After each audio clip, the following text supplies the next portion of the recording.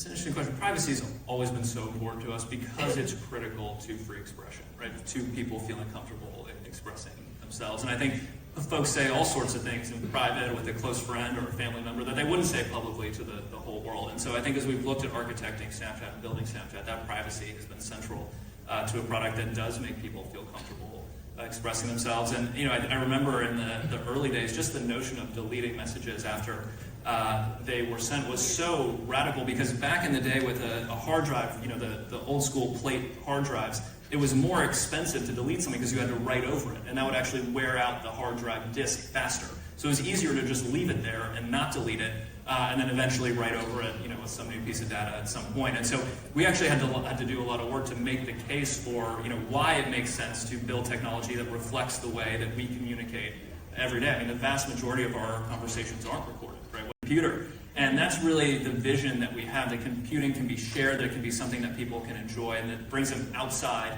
and together. And it's literally 2-3 weeks ago now, I was looking out the window, and sure enough, 2 of our kids are running around. The glasses are a little big still, so they're holding them with one hand, but they're running around, jumping and playing together. And it was just so exciting to see that computing can be something that brings people together in the real world in a way that isn't possible with the screens.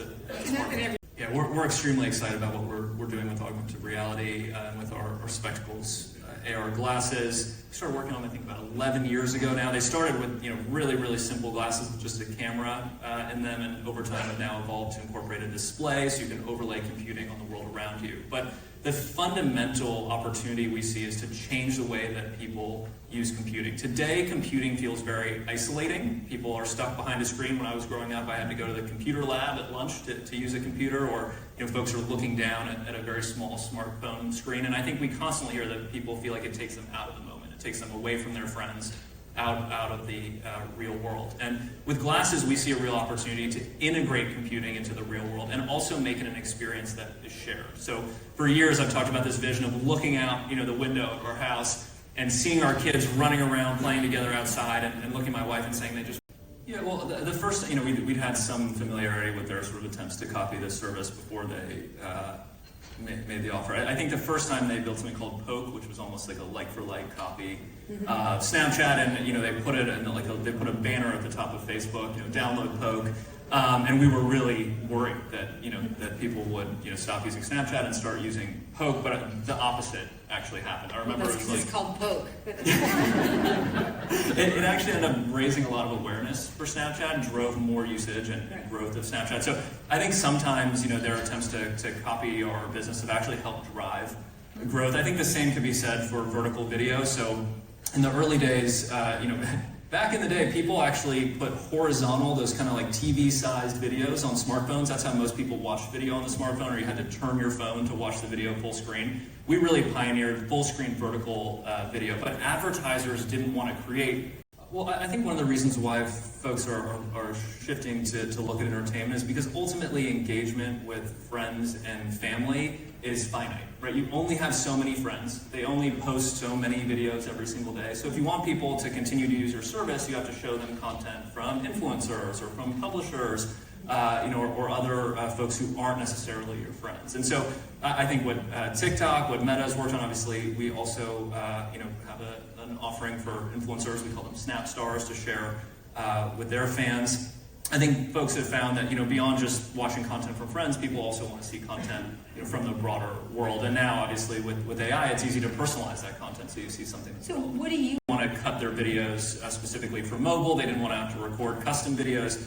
But as soon as Meta started embracing vertical video as a default ad format, that changed immediately. And that really provided a bit of a tailwind for our business. So I think just given their scale when they copy our ideas, sometimes it actually can provide a bit of a tailwind for our business. So when you look at that, how is that like to compete as a much smaller company? Right now your company's worth 13 billion? Something like that. What is it like to compete against bigger...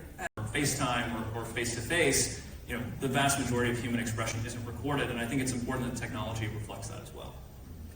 Last question. There's an opening at the top of Doge. Would you consider taking it?